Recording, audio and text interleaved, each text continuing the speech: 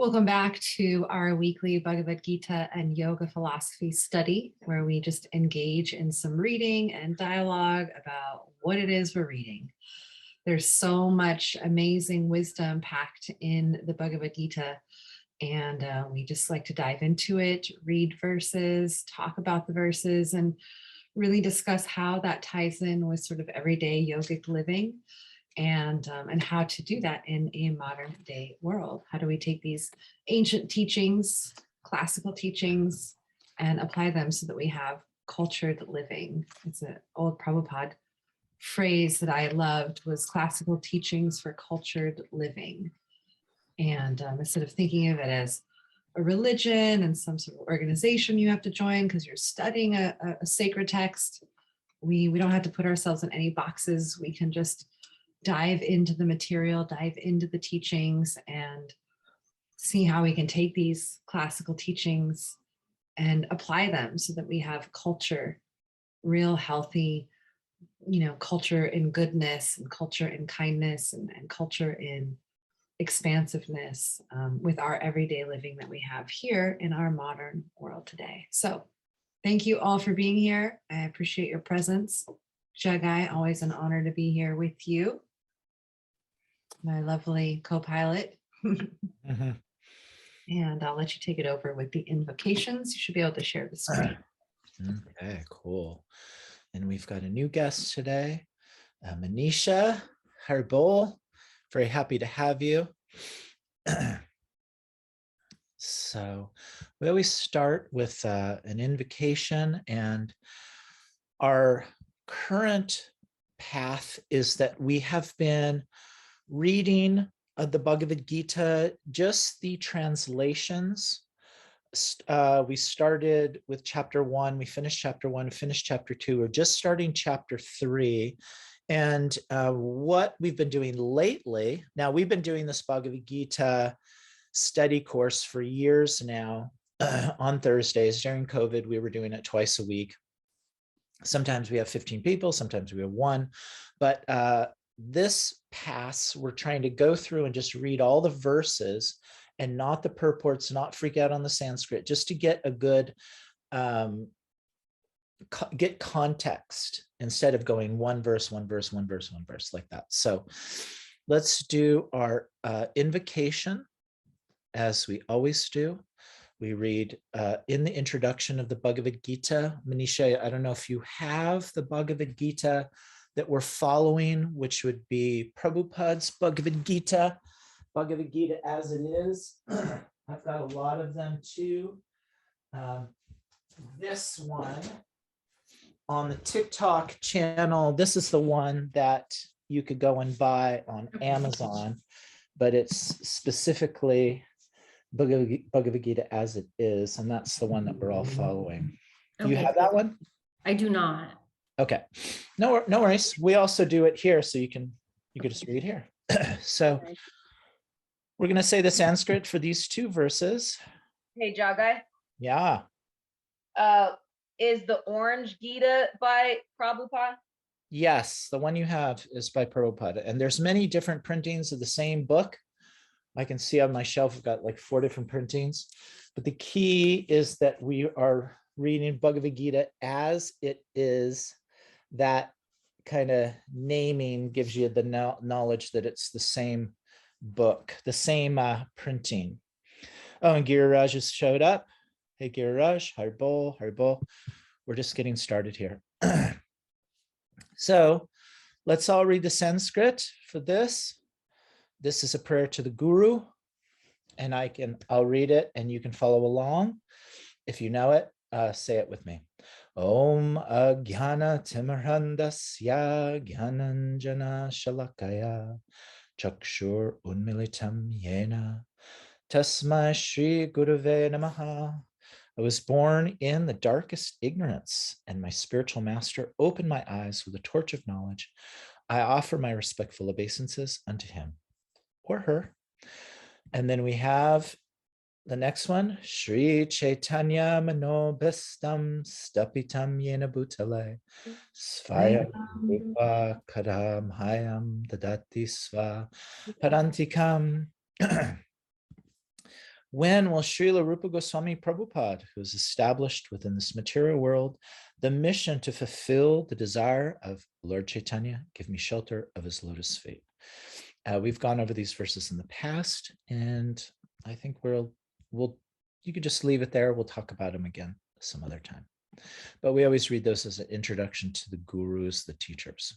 So here we are in the beginning of chapter 3. And as a recap for those two new people, Giriraj and Manisha, Arjuna saw that he was about to fight a war, and on the other side was his family, specifically his grandfather.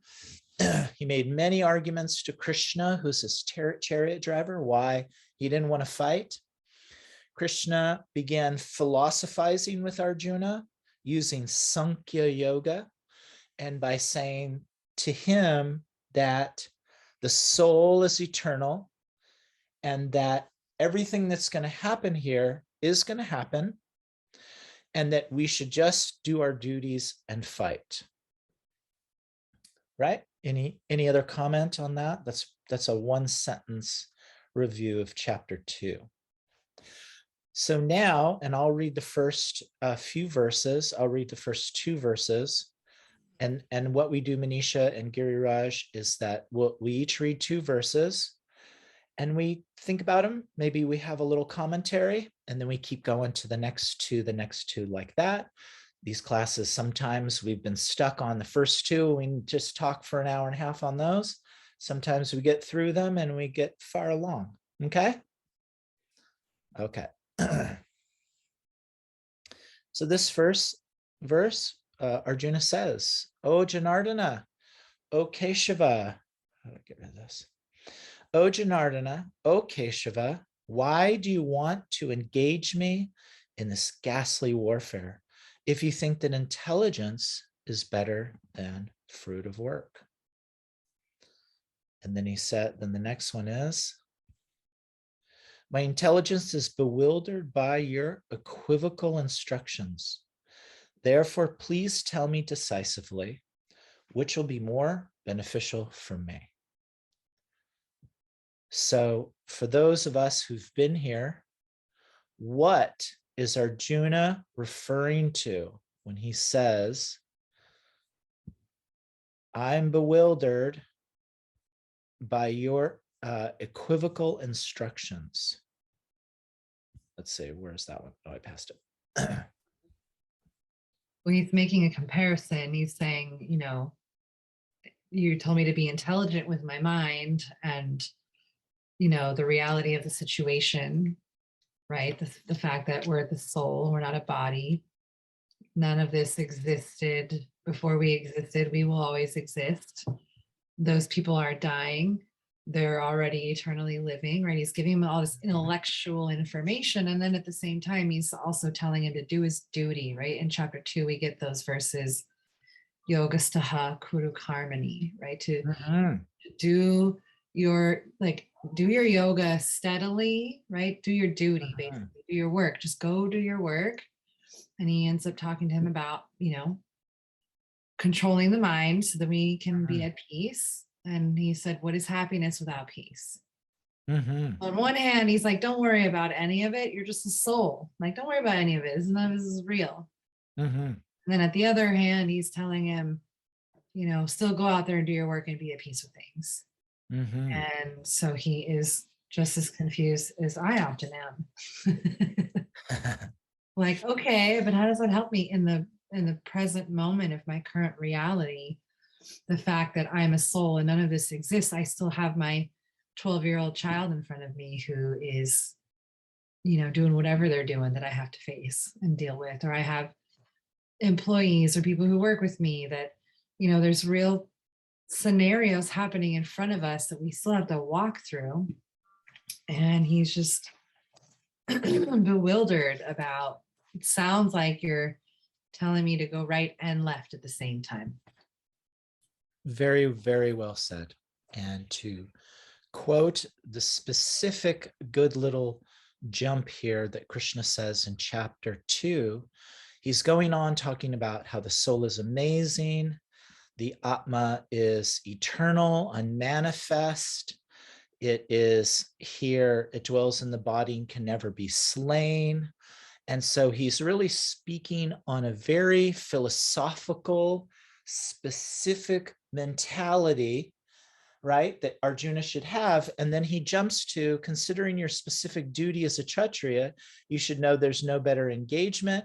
Happy are the warriors who have such opportunities to fight. And then he says, people will speak of your infamy. So he's saying, the soul is eternal, the soul is never slain, the body is temporary. Be philosophical, think of the world in this perspective, and people will say mean things to you, so you should fight. This is the equivocal instruction. Does that make sense? What do you think about that, Manisha? Give us your point.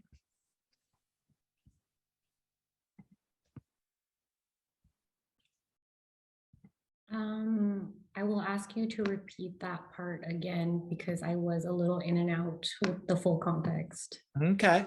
So in chapter 2, Krishna starts his philosophy by saying to Arjuna, you're not the body, you're the soul, you're the Atma. And you know this. Do you know what this is? You know what the Atma is? Yeah, I'm familiar with this term. I remember reading this part in the past. Okay. That the body is temporary, the soul is eternal. And then he goes on to then say, as a warrior, you should fight just for the sake of fighting because you're a warrior. And people will speak of you in unkind words if you stop fighting this battle. So Krishna is saying, you're the soul forever. You should fight as a warrior. Those two directions seem contradictory. Does that make sense? Because if you're the soul and you're not the body, why would you care about fighting because you're a warrior? The warriorness is temporary. What do you think about that? Does that make sense? Do you understand Arjuna's? So right off the bat, it does not make sense to me, but I keep thinking like the things I've learned about this in the past, right? And this is how I kind of tend to think in my day-to-day is that,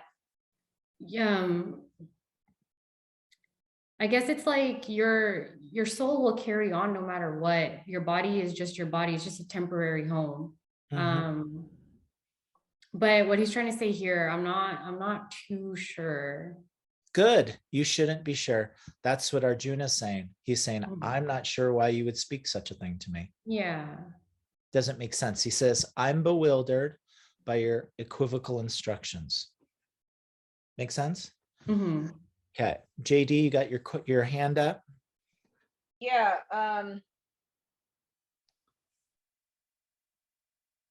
It was kind of making sense, but I think the things that you were saying was getting it confusing. Okay. So your statement of if something along the lines of if people are being mean to you, you fight. Strongly disagree with that statement.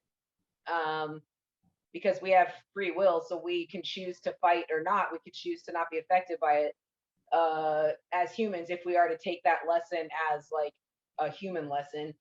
And then it's confusing. Just because you're a warrior doesn't mean you have to fight either. I mean, you could be a retired warrior. You could be a warrior of spirit versus a warrior in the physical realm. Or you could just be like, I don't want to be a warrior anymore.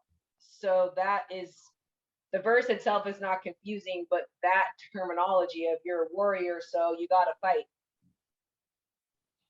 So there's an aspect of yogic philosophy that pulls from Ayurveda, or Ayurveda pulls from these Sankhya philosophies, but there's this term called prakriti, and it is nature, right? This word itself means nature. So there's spirit and matter, right? When we talk about Sankhya yoga and spirit and matter, there is Purusha and Prakriti.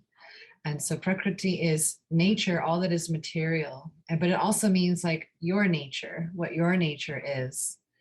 And so I don't know that Jagai used that word, if that phrase, if people are mean to you, fight. He was just saying, there's this battle here. You are a Kshatriya, meaning understanding sort of how the culture worked within the caste system, and how like people were raised in a way to really feed what their highest qualities were, what their most natural constitution was, what their most predominant nature was. And so we all come in with these sort of samskaras, we come in with these karmas, we come in with these sort of tendencies or patterns that we've accumulated over past lifetimes and that we're stepping into for this particular journey. And each journey, each of us on each of our own unique journeys, there is a general character that we are. There is a general nature that we come in with, that when we are in alignment with that particular human role that we're in to serve the lessons of the spirit, we're in that alignment. And doing that duty, that's what it means by doing your duty. Like, it's not that if you're a warrior, you have to just be a bloody, gruesome warrior all the time. But if somebody's tendency is they're a little bit more, physical, and they have a lot of high energy, and they work it out from being physical and moving, and they naturally can build muscle very strong, they have a passion for doing something like that, we can see that there's a natural tendency within a personality type like that, that when they do certain works and they're aligned with that, their life is thriving. And when they deny that aspect of them, then their life is often not thriving. There's a lot of suffering and struggling, denying an aspect. And it isn't so much that if you're a warrior, you just have to fight wars. There are many ways that we can be warriors. Today's modern day Kshatriya doesn't look like Arjuna the Kshatriya. It's very different. And so it isn't about the details of Arjuna fighting the battle. It's more about the principles that guide him as he's making his way through the details of his life. Right? There are scenarios and details of his life, but the philosophy of, you were raised this way. You were, because we saw that it was part of your nature, and so we cultivate it. It's like, if your child has a natural tendency for art, any parent is going to want to feed that tendency and tell that child and support them, like, you're an artist. You don't have to be an artist, but it comes naturally to you. And so this is kind of the sort of mindset or the construct behind this particular scenario. And I think maybe where some of your confusion is coming up from. I don't know how much of that landed or made sense, and I'm hoping some of it did. And I want to say that that was a very great answer. It was basically what Krishna's about to say. The context here, which I'm going to step back a little bit, is and maybe I wasn't clear, I want us to know why this is confusing. And I think we've clearly understood that it is confusing from his perspective, where, as Dharma has kind of laid out the future of what the answer is, but it is confusing from Arjuna's perspective, because as both Manisha and JD has said, because Krishna does say kind of a little bit of awkward statements in chapter 2 that can be confusing. Like, victory, like, people will always speak of your infamy, and for a respectable person, dishonor is worse than death, meaning people will say mean things about you. But at the same time, 2 verses later, he says earlier, he who dwells in the body can never be slain. Therefore, you should not grieve for any living being. Means if you're the spirit soul, you shouldn't be concerned about these things. So if you're not concerned because you're the spirit soul, why should I care if somebody says things to me that are not nice? So this is the equivocal instructions that Arjuna is saying here, your equivocal instructions. And he's asking, please tell me decisively, which is better for me. Go fight or be a sadhu who thinks of the soul.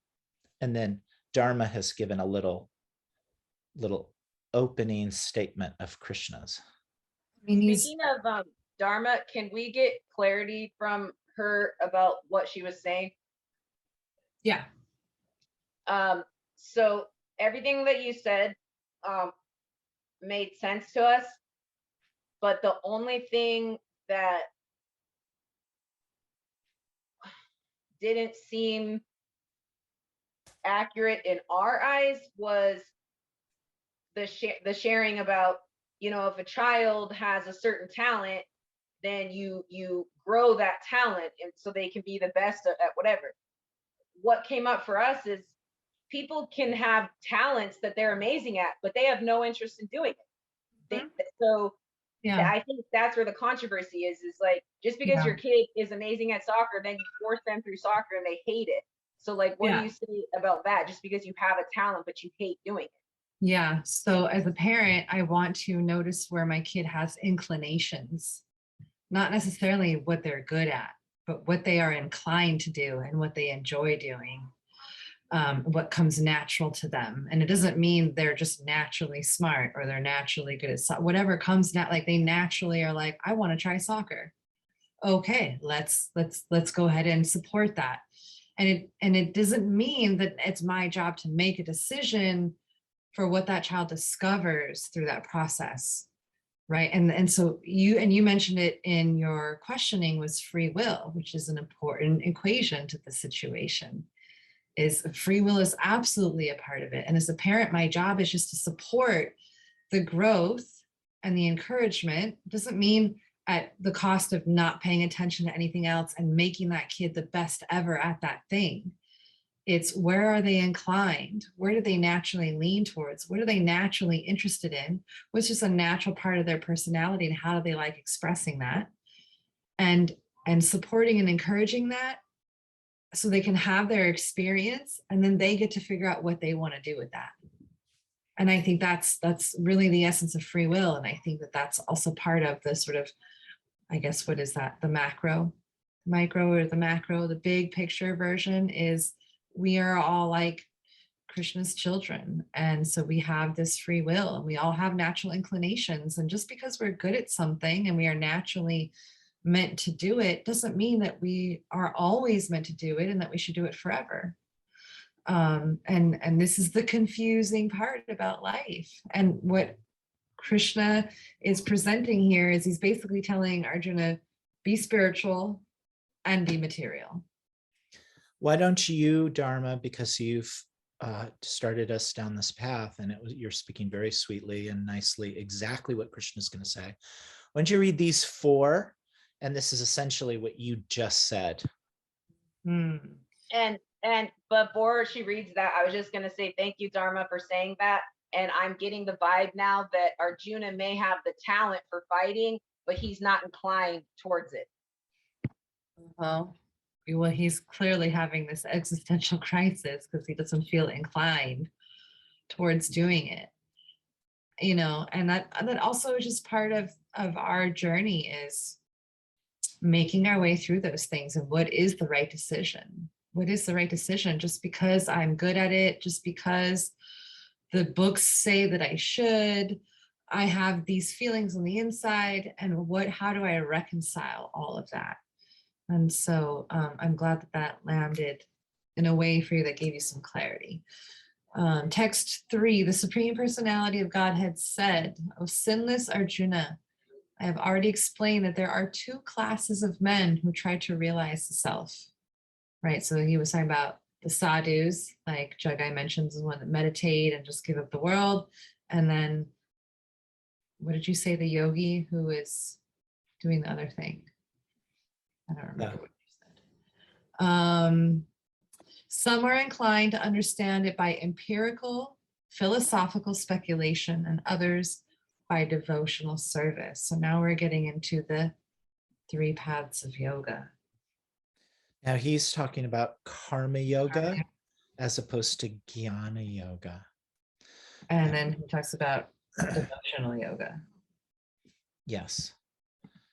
But go ahead and just finish these 3 and then we'll discuss, because these kind of answer all the questions and summarize what you just said. So he's saying there's 2 classes of men, people, humans, who try to realize the self. And within those 2 classes, there are these 3 different paths: empirical, philosophical speculation, and devotional service. Not by merely abstaining from work can one achieve freedom from reaction, right? You can't like avoid, you can't just do nothing Mm-hmm. to avoid getting out of karma. Mm-hmm. And nor by renunciation alone can one attain perfection. Mm-hmm. So he's still doing this sort of contradictory thing where it's like, wait, just give me the direct answer. Mm-hmm.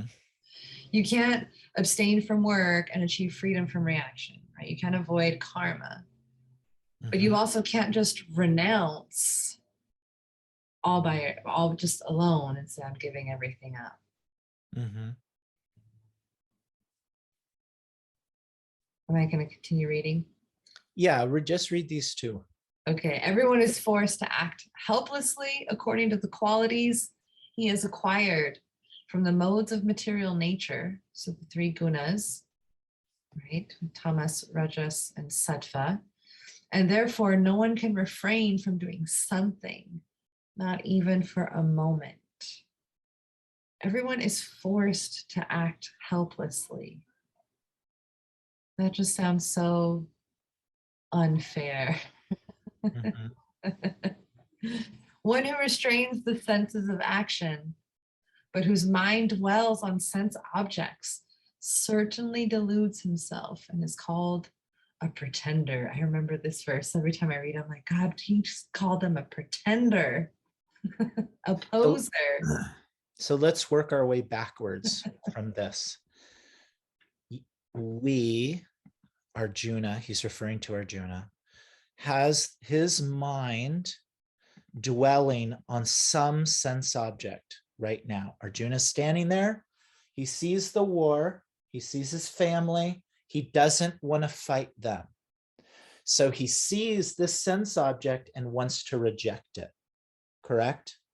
And Krishna is saying that you can't simply just reject things. And by rejecting things, you won't have the desire for them.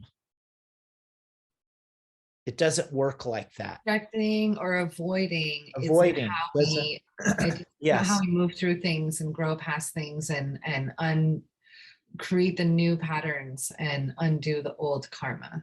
Yes. It's not just by avoiding and abstaining. Like, I'm just not going to get involved. I'm just not going to do it. That doesn't do anything for you in trying to get out of that pattern, essentially, right? Yeah. When Krishna here is saying freedom from reaction, a reaction isn't just some kind of like a karmic thing. It means like simply by not doing it doesn't mean that you're free from it. You will still have an internal turmoil. You'll still suffer in some way. There's still going to be struggle just because you don't do it. You see a situation that you don't want to do and you think, well, I'm not going to do it. And that means I'm going to be happy and there's not going to be any problems. That's not the case. So first of all, what's confronted? What's your duty? What do you have to do? Simply by renouncing it or accepting it or whatever you're going to do, those things don't change the internal mind, which is dwelling on those objects, whatever they may be. You decide you're going to renounce the world and put on orange. It doesn't mean your heart changes. You decide whatever, you're not going to fight because you don't want to fight your family. It doesn't mean your heart changes. You're not a warrior anymore.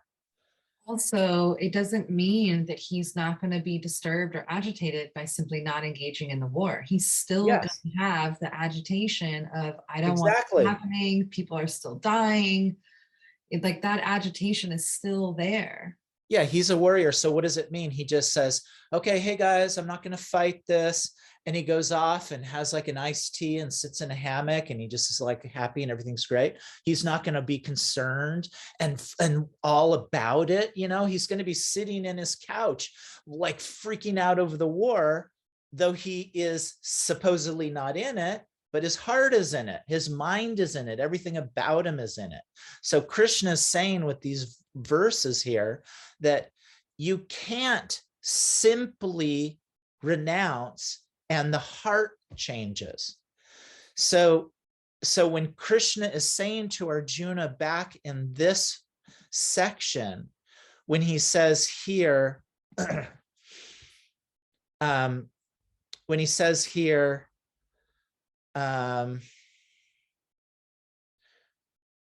considering your specific duty as a Kshatriya, you should know there's no better engagement for you than fighting, and people will always speak of your infamy.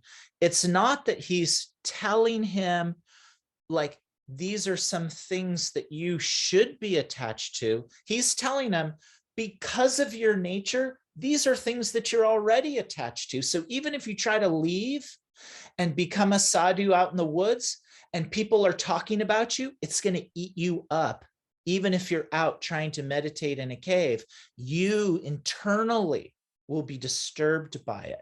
So by renouncing it isn't going to change who you are. That's one point. So when Arjuna is saying to him that he's giving him equivocal instructions by saying either, go fight or be a sadhu, Krishna is basically telling him, I'm not giving you equivocal instructions. I'm telling you who you are and what your nature is, and in that nature, how you should think. Means you're a Kshatriya, you're going to want to fight, you're not going to be able to give this up. Don't be ignorant and fool yourself. And as you do your duty as a fighter, realize that you're not the body, you're the soul. They're not the body, they're the soul. There's the eternality. Do it in devotional service. So Krishna is saying, I'm not giving you equivocal instructions. I'm giving you one instruction for who you actually are. You're the one that's making it equivocal because you think that you can walk away from here and not have a reaction. Does that make sense? What's your thoughts? Let's hear some thoughts around the room. I keep picking on Manisha because she's on the top of my list. It's really well said. But yeah, Max, what do you got to say? I'm hearing that escape and avoidance is not liberation. So, I think like a psychologist. So someone who's afraid of dogs, if they escape and avoid dogs, they feel fine. They feel relief. No problem. But they don't overcome their fear of dogs just by escaping and avoiding. And so this dilemma that Arjuna's in, he's like, I'll just give it all up. I'll become a sannyasi and I'll just go meditate under a tree. Well, that's not really liberation from what you're struggling with, Arjuna, is kind of what I hear Krishna be saying.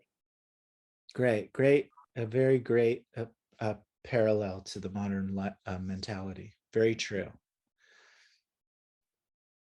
Your story. Who else? JD? Hand up, yeah. Yeah. We thought it was really profound, Jage, about you saying that the heart is not changed just because you renounce something or declare, like if you use the warrior example, I'm no longer going to act as a warrior. Well, inside your heart, you are still the warrior. And what was able to be understood by that within our system was that, we left teaching 5-6 years ago, and we renounced that and said, we're never teaching again. But as you were speaking, we saw the connection between, just because we left that behind and declared we'll never set foot in the classroom, we are still constantly reminded that that is in us, that is us.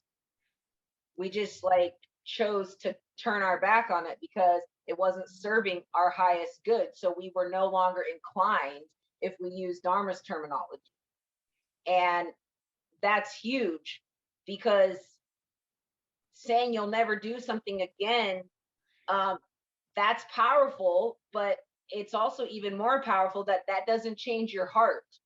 The words can change your experience, words can change your mindset and maybe your environment, but then I'm like, well, words in this context don't change your heart. Exactly. Yeah. Manisha, what's your thoughts? Honestly, thinking more about at home, like how the thinking here kind of translate to like home environment, right? My mom, she always says something that I don't like, but it kind of makes sense. She always highlights how at the end of the day, you are who you are and you can't change that. You'll always go back running to it. And that's kind of what I'm seeing over here too.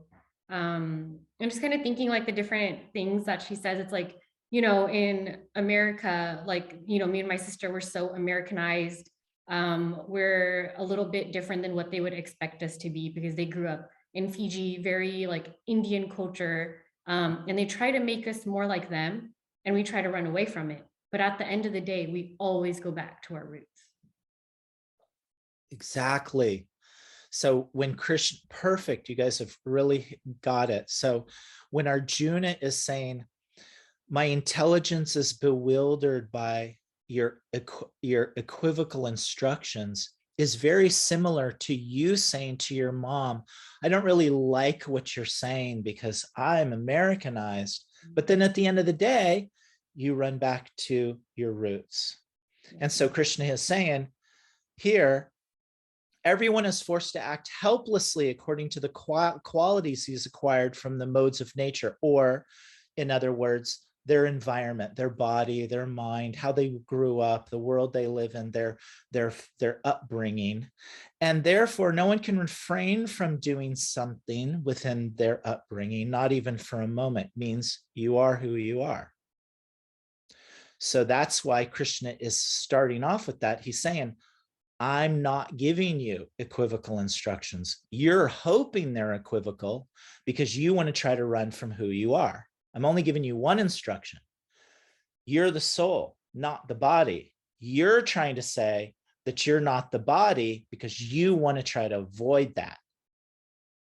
It's like when we use philosophy to like create the angle that we want to create that feels more comfortable. And you can do this with all philosophy. You can find some little snippet somewhere to support, look, see, I need to be unattached. So I'm just going to be unattached from the situation and I'm not going to get involved. Right. And so we do this where we are making things equivocal. Yeah. And we want to blame the text, but really, we want to sometimes blame tradition or religion. But I think that we are who we are, and we're also evolving more and more into who we are as we grow. And so it's a process. And one set of instructions isn't going to be applicable all across the board 100% of the time. Right? Other than this point that Krishna is making is like, know the nature of who you are, truly, but also know the nature of the human that you're in, the human body that you're in, and that it's ruled by the gunas, and there are these things going on. So when you have that awareness, then we go from there. But I think we do this a lot, right? We try to use sort of spiritual philosophy to renounce and to disengage, and we're really just in disassociation. Very, very well said. And Krishna says that to Arjuna by saying to him, while speaking learned words, you're mourning for what is not worthy of grief. Means in common language, you're philosophizing, but your philosophy is only creating anxiety and grief for you. So what is the point of your philosophy? It's actually sounds great, but it's not really true, because the fruit of it is you're freaking out and unable to do your duty. So we, like what you're saying, we can philosophize and come up with this whole concept that makes sense, but to move forward with it will only give us trouble and anxiety and problems. Repetition of same patterns, because we're just avoiding things, and we're not just walking through the things that we need to walk through. That's part of our karmic journey. Yeah. Perfect. Well said. Well said. Okay, so let's move on. Let's go back to chapter 3. So now, and just to reiterate, Krishna says, who restrains the senses of action, but whose mind dwells on the sense objects. So you don't do what you're not going to do the thing. There's a beer right there and you have a drinking problem. You say, I'm not going to drink anymore. Now, I don't have a drinking problem anymore. Or you No. give up sugar and you have Yeah. all the alternative sugars in your home because you're still craving sugar, even though you've given it all up. Yeah. Okay, who's next? Max, you want to read? Wait. Yeah, go ahead, JD. We're not talking about sugar, although I bet you were going to expect that response.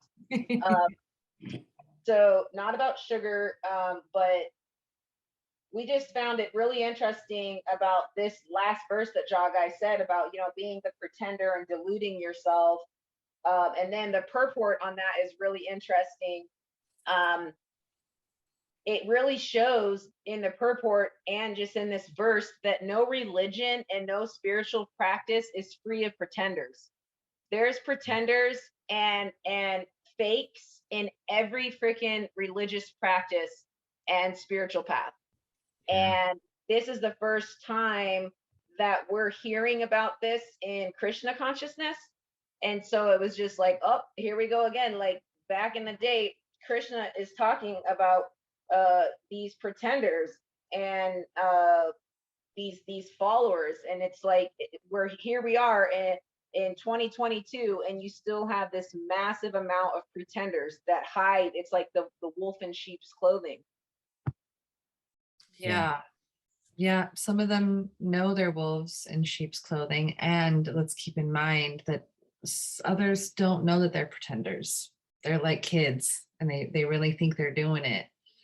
And so let us not get our minds too agitated by the pretenders and the greatest cheaters out there, because that in itself can be agitating when we think about that. Let's just have our eyes open. Yeah. Oh, you're so good, Dharma. Like, it so well, because there was some brewing agitation in that of just the mass pretenders, but then you called it out, so I could simmer it down. Some pretenders don't know they're pretending. They're on their journey, and they don't realize they're like little kids playing dress up, and they think that they're grown, but they're not. And that's most pretenders, I find. Then there are the greatest cheaters, which are the ones who know, and they're speaking great philosophy, and they're leading people, and in their own hearts, they still have those anartas, those things in there that they need to uproot. But yeah, it's all part of the great Leela. Yeah. Yep. Nicely said. Okay, Max, you want to do these two? Sure. On the other hand, if a sincere person tries to control the active senses by the mind and begins karma yoga in Krishna consciousness without attachment, he is by far superior. Perform your prescribed duty, for doing so is better than not working. One cannot even maintain one's physical body without work. This reminds me of a Buddhist concept around attachment, because it's so heavily taught, that we shouldn't be attached. Mm-hmm. But we are attached to eating. We are attached to breathing air. We are attached to those things. And so Krishna's saying the same thing here. There's a difference between the mind being attached to the sense objects and the gratification of those senses, and the just necessary attachments of just what it means to function as a human being, right? We have attachments here. We have to maintain our own body. We can't avoid that. And the Buddha learned this, right? So you see those really skinny, emaciated images of the Buddha, and you see the really big, round, jolly Buddha. And he had to have that lesson too. It isn't about starving the body and renouncing everything, because his body was so agitated he couldn't even hold his meditation. Mm-hmm. And so there's no avoiding certain things within our lives. It doesn't mean we can't avoid everything, There's just certain things that we cannot avoid, that we have to participate in by the nature of the way that this world is constructed. Mhm. Nicely said. Nicely said. We look at these two lines in Sanskrit. Karmendriya, karma yoga, ashakta sa visheshite. So let's just do a quick recap and very quick. Arjuna wants to quit the battle, asks Krishna. Krishna says, you're the soul, the spirit soul, not the body. You should fight because you're a warrior. Arjuna says, how is that those are equivocal? And Krishna says, no, it's not, because giving up the work is not going to stop the desire. And so karmendriya means the acting by the senses, means the senses say, I want to fight. In karma yoga means by knowing that you are not this body, but you are spirit, soul, part and parcel of Krishna, connecting the work with philosophy, spiritual philosophy. He's saying it's called devotion, is asakta, without attachment. Now you're fighting, knowing you're the spirit soul. Now you're not attached to this body is way better than just renouncing it and walking away all attached and freaked out and not doing anything. Does that make sense? So we're starting to understand karma yoga as doing our duties, our daily life, working our jobs, taking care of kids, this, that, and the other thing, but internalizing spirituality while we do it. And also the other end of that spectrum, right, is while we do it, not being so engrossed and engulfed and swallowed up by it. Right, as Arjuna is already. That's why they're having this conversation, is Arjuna is already like drowning in his agitation around the situation, and he thinks, if I do the opposite, then I won't have the agitation. And Krishna's like, no, if you do the opposite, you're still going to have agitation. Yeah. You know, and so doing your duty. And JD is asking if you can give a definition of karma yoga, which you kind of just did, but the word karma means action. Well, let's take this backwards and know that yoga, it's got many definitions, but let's try to get an overall flavor of what this word means from the Bhagavad Gita's perspective. We say Krishna consciousness, right? So think of consciousness, what that means. It's an awareness, it's being present, it's a connection with the spiritual self.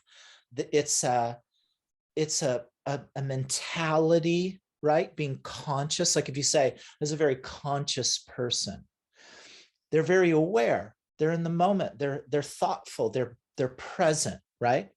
So Krishna consciousness would be all that, but towards spirituality, God as the center, the soul, and that whole presence. So yoga is consciousness, being aware, being present, and that is also called being connected to the Supreme. So what would be the opposite of being connected? Disconnected or distracted, being all over the place, being attached to temporary things, being freaked out by things that are not important, by being, as Krishna says, a many-branched mind. So that's the opposite of yoga. So yoga is connected to the Supreme, to the divine, to spirituality, being conscious. And in this case, karma means by doing work, which means acting by our natures, doing it by our natures. Like me, I've been studying Bhagavad Gita since I was 18 years old. It's part of me. It's what I do. So it's part of my nature to do this. If I decided to quit this and go take, as a 53-year-old, 225-pound man, ballet, that would not be part of my nature. I'd be going against my nature. So my karma can also mean qualities. It doesn't necessarily mean work. It could be the nature is one's karma.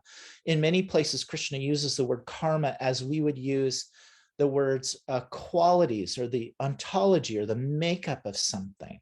So by your makeup, you internalize and be conscious. So karma yoga is connecting with by who we are. Does that make sense? Giving this ballerina analogy, and you're walking yourself into some expectations over here. You know, Jagai could totally pursue dance classes and try to do some ballerina dancing, and he could do it, and maybe he'd be semi-decent at it, but it may not feel like that's aligned with who he really, really is deep down inside. So I don't want to conflate this concept with you can't be anything outside of what your nature is. That's where the caste system sort of went wrong, I think, over the times, where it pigeonholed people into you can only be this. And it doesn't allow for the multiplicity of expression that we have as human beings. But I think we all can understand, we've seen it in others, like there's just something about, like my friend Marlene, her nature is very sweet, right? And there's a nature about Max that like each of us gets to see just a natural quality within him. And so it's more not so, I mean, here there's the warrior, the Brahmin, right? The laborer and the merchant, right? And so they're a little bit more sort of defined categories, but really they're qualities, not categories. They're qualities that give rise to where we most naturally fit in a category. So Jagai could be a ballerina if he wanted to, but for sure when he walked out in his little ballerina suit, people would be like really surprised, because they're like, well, this isn't normally, right? And so I don't want us to think that like our nature means we're locked in and we can't do anything else. Our nature are qualities that give rise to the things that we do, the works that we can do in this world while we're in it. And what feels most aligned is often what's going to bring you the most joy and the most ease, as Krishna was mentioning in the previous chapter, right? Where you feel most at peace with things. Because to have happiness, you have to have peacefulness. So if Jagai doesn't feel at peace about like, oh, I got to dress up in a suit and go do some ballerina dancing, right? There's indications in our lives of where we can begin to discern what really brings us joy, like true joy, not material joy, right? And so that's how we can discover those qualities. I can give you an example. I went through a phase where I didn't want to have anything to do with Krishna consciousness, completely over it. Don't ask me, don't talk to me. I don't want to have anything to do with it. And I was sitting at a bar drinking a beer, and somebody, I don't drink anymore, but somebody came up to me, and I still had on a little pair of neck beads just by habit. And they said, oh, you're wearing those neck beads, that's Bhagavad Gita, and asked me a question about the Bhagavad Gita. And we sat and spoke for like 2 hours about the Bhagavad Gita. And it was as if I was back in the brahmachari ashram again. Everything came out, we spoke, we went back and forth. It was as if I was just sitting here right now with you, speaking the class on the Bhagavad Gita. And then when they left, I sat there and I thought, oh my God, what can I do with myself? This is what I do. This is who I am. It's my nature. Even if I try to stop it, it's part of me now. It's who I am. And that's what makes me satisfied with my life, to do what it is that I do, who I am, and be peaceful with that. If I try to stop it, it doesn't change the heart. It's what I am, what I do. That's it. And those things, if we pursue them, and this is even in the material world, just in the business world, they ask you, like at where I work, we have to go through all these kind of like like tests and stuff to find what our disposition is and try to get us into that direction in the company so that we'd be happy in that area. That makes sense? Did I lose everybody? Still here, makes sense.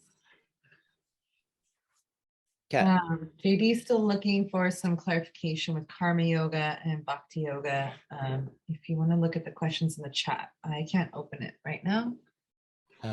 My mouse is dead or something. So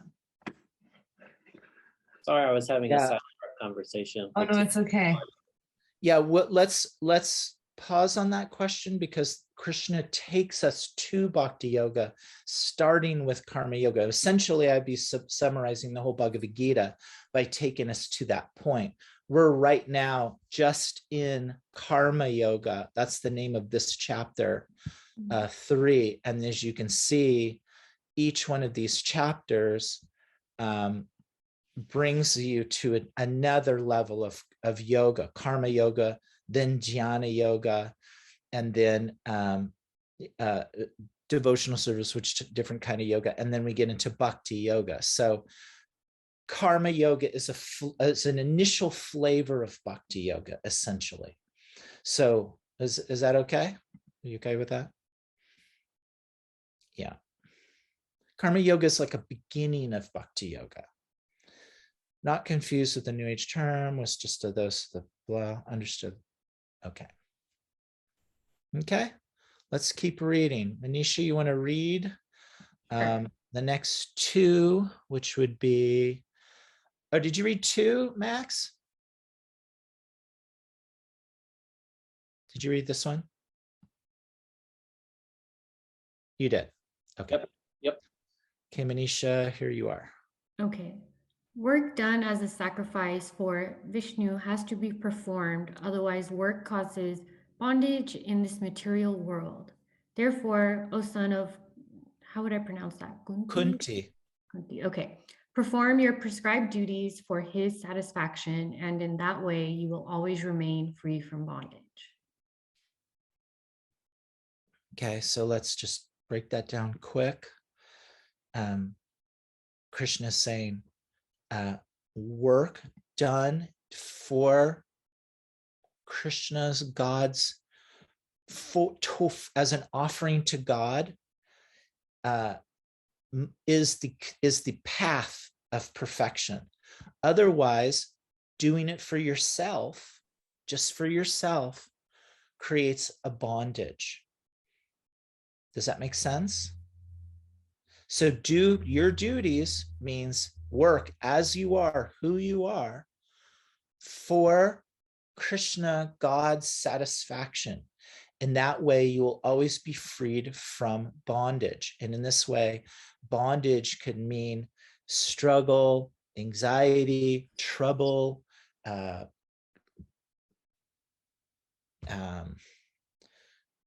this kind of freaked outness that Arjuna's in. So does this make sense? I'm just trying to, sometimes these verses, as we said, Krishna speaks in 2 different ways, sometimes very straightforward and sometimes in like a Vedic kind of sense. So this is one of those Vedic sense kind of verses. What do you think, Dharma? I think that this sometimes can be tricky. Like, what do you mean? JD says you're in bondage to Krishna, yeah.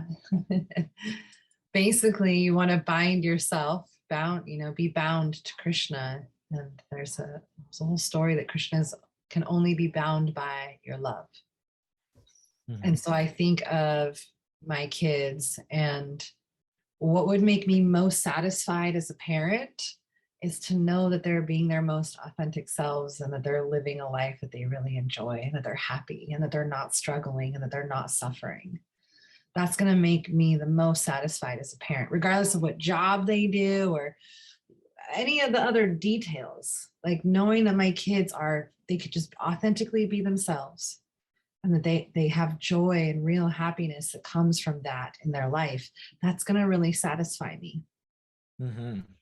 And so when I kind of put that in this perspective here of like Krishna is the parent, And it's not that we're obligated to satisfy our parents. That's just naturally, like a parent would naturally feel satisfied, right? When our children can just authentically be themselves. A good, healthy parent, anyways, should be satisfied when the child can be themselves, their true, authentic self. And so that's what I think of here is like, you know, if I can just think of Krishna as, you know, my parent, and that I want my parent to be satisfied. I want, in the same way as an earthly person, I want my parents to be proud of me. Right? I'd like them to be proud of me, and I'm going to be proud of my children in a different way than my parents had expectations around being proud of me.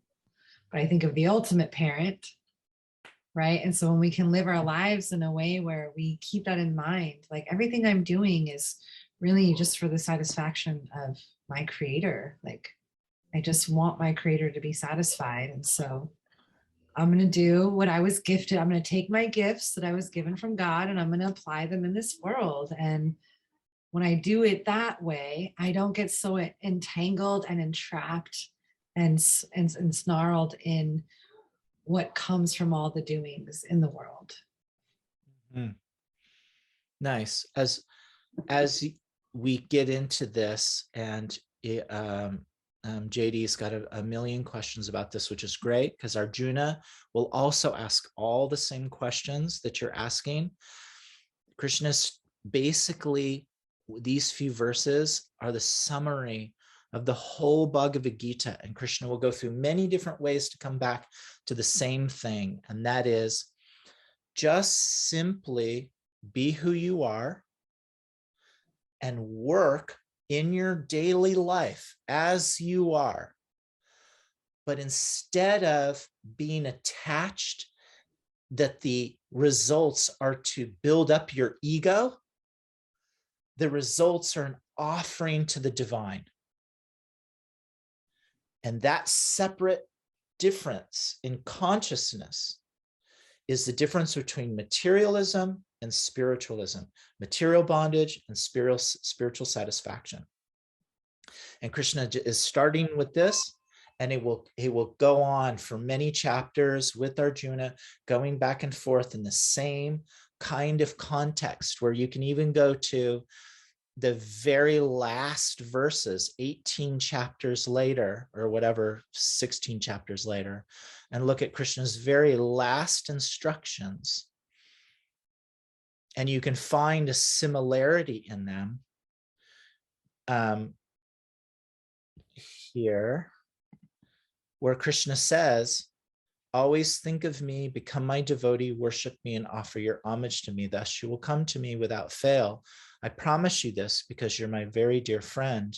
And then he says here, abandon all varieties of religion, which in this case is meaning, give up the detachment for your ego and who you think you are, and just simply do your work and do your life and exist, but the fruits, offer them to me. And all the bondage of the material world, I will take care of it. All the reactions, do not fear. That's it. Very simple. And so he's starting with this idea in this chapter, and will continue it all the way through and through. Where were we? Here. What do you think? What do y'all think? Thoughts? Manisha, Giriraj, the quiet two. What do you guys think about this? Manisha? So the whole time you were talking about that, I was thinking about something that's happening, a situation that I'm going through right now. You know, I'm interviewing for a new job, and I'm thinking, wow, okay, I can make so much more money, so much more, right? And you know, it will be a higher title, so that boosts my ego. But then it's like there's so much anxiety and like stress that comes along with it. But then how I am interpreting what you were saying here is, you know, take what God has given me, like the knowledge, you know, the confidence, and just take it and think of, you know, God while doing this instead of the monetary outcome or the ego outcome. And, that would probably release that bondage of the material world. And honestly, I can see how that will just help me get through the process so much smoother. Excellent. Excellent. Perfect. So you can kind of take two paths. Let's just go down the two paths. One is a spiritual path. You can say, let's just dialogue through it. Oh, Krishna has given me this opportunity. I'll make more money. It's a lot of anxiety, but I'll do it and I'll offer the fruits to Krishna. You do your job, you work. Then maybe in some way there's some charity, there's some new temple, somebody asks, can you give a donation for this thing? And you go, oh, this is what Krishna wishes me to do. Otherwise, why did he give me so much money? Of course, here it is. And now you feel good. You've created some spiritual path because of your mentality. Now, the other way, this is all for my ego, my name, the money is mine. I'm going to buy a new car. I'm going to do all this stuff. And then when an opportunity to give in charity or be detached from your wealth, no, this is all for me. Go do something else. One, you're bound to the materialism. One, you're detached and relieved from the materialism. Make sense? Yeah, great example. Good work, Manisha. Any other thoughts? Max or JD or Giri Raj?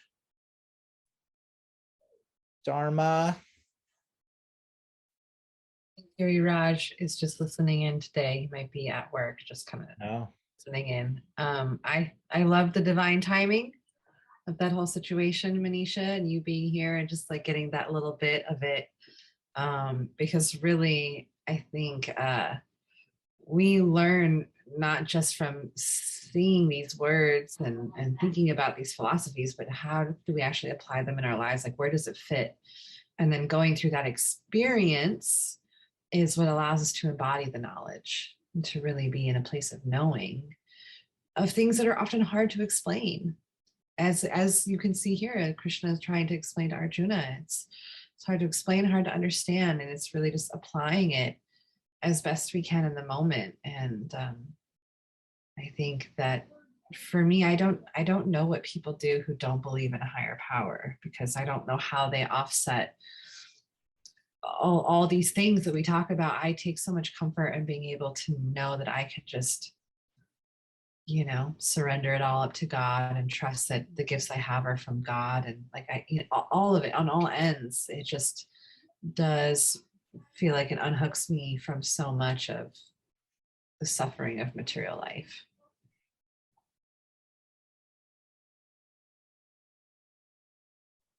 Any other thoughts?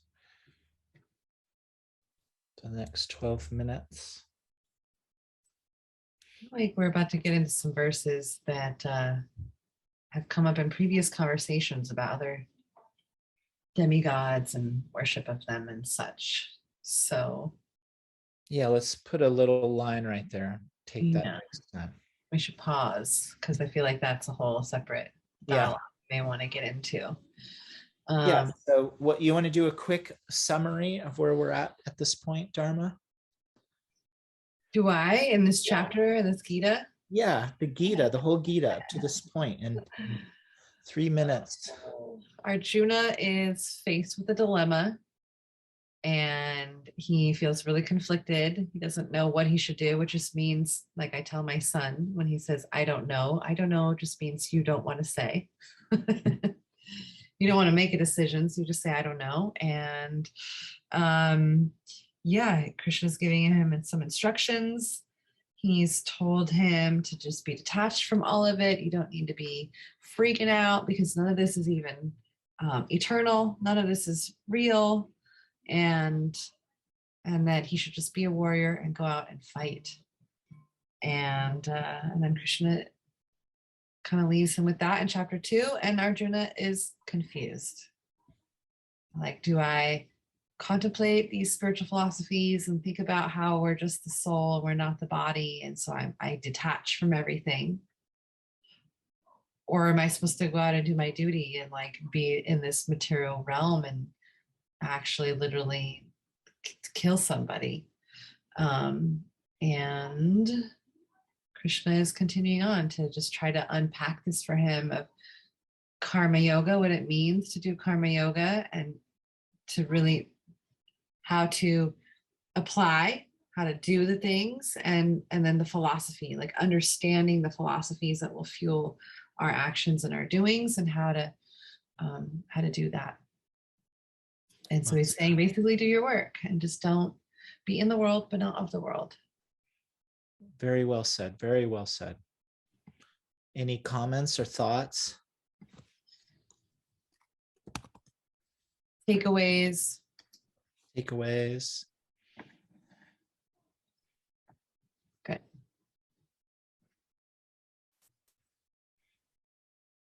What is the one thing that you are gleaning from this that you feel like I can turn around and apply this to this situation over here? Anybody before we sign off? Manisha already divulged her situation.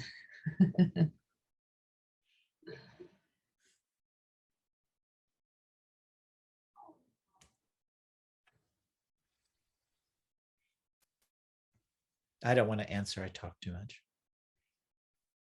Max? I would share that it's good to be in bondage to Krishna. That is my main takeaway. I'll piggyback off Manisha because I was actually thinking of something similar, and that is, my immigrant mother's obsession with money. Really, that means a lot to her survival and her upbringing. But I had my fortune read by a monk once when we were at this temple, and he said that, I would never be rich, but I would never want for money. And so that kind of is true. Like, I'm not great with money. I kind of flow it out and let it come back in, but I'm never really like I'm never in crisis about it. And so I'm just like, okay, that's really nice. I'm almost looking at it like that attachment to money that she has, this like obsession with, you have to have that. I've been fortunate enough to kind of be free from that attachment to that material thing. Money's good. I still want it. I still ask for more of it when I'm applying for new jobs, but it's not because like I'm not going to do X, Y, or Z part of my job if I don't get enough money to do it. So like in the position that I'm in now, I'm doing a lot of diversity, equity, inclusion work for free, like free labor. I'm just offering that to the division. And I'm like, well, would I just not do this? Would it just not be important? Mm-hmm. Like, sure, maybe one day I'll ask for more money for it, but I'm doing the labor without attachment to the fruits of it. Very nice. Very nice. Okay. Well, I think if, we're good. Let's, we can end a few minutes early. And unless anybody has any more comments or questions for the next. We can share our takeaway. We're not Yes. sure if it's a takeaway. It's more like a pondering maybe, but maybe that is a takeaway. Mm-hmm. The past few Gita classes, and I guess like just with Krishna consciousness as a whole, there's this foundation of like worship and bondage towards Krishna, serving Krishna, doing things for Krishna. And I think what our takeaway is from those classes and from today is we're really kind of like deeply pondering and giving reflection to if we want to be in bondage or worship towards any form of God. And I think we're trying to figure out like, can we support various philosophies, and can we be a spiritual person and not worship any God and not be in bondage to any form of God, but just be as we are and do things that honor God in whatever form, and that honor the universe and that honor a higher insight of thinking without the worship. And that's what our takeaway is. But that honor that you feel and want to convey or express or experience is the worship. So worship doesn't mean that you have to have an altar and you light candles and you do all the full moon pujas or whatever. Like that is one form of worship. And I think in our Western culture, we have this understanding of worship of like, you know, I have to bow down physically and like I need to, you know, do these rituals to perform the worship. But really at our hearts, worshiping is just when we acknowledge the beauty of the creation of the Supreme, when we can have that reverence that there is a divine intelligence. To me, when we hold that heart set and we have that consciousness, to me, that is one of the truest forms of worship. And the bondage, I think, you know, has a negative connotation in the word. We want to just be attached to Krishna, connected, the yoga, not bound, right? Like a bandha, to be bound to something is like we're tied down to it. But if we're attached and connected and united with Krishna, it's like a different, or the Supreme, whatever name and form or non-form you want to give it. I think honestly, JD, it's in your nature to constantly be walking in the light of your creator. You can't not do it. And I think sometimes the words around what you think that's supposed to look like trip you up a little bit. And that's just my perspective. I could be totally wrong. But I think you're a natural worshiper. That's what it means to be a devotee, right? It's like in your heart, you see divinity in nature. You see divinity in the magical moments. You see divinity in the healing.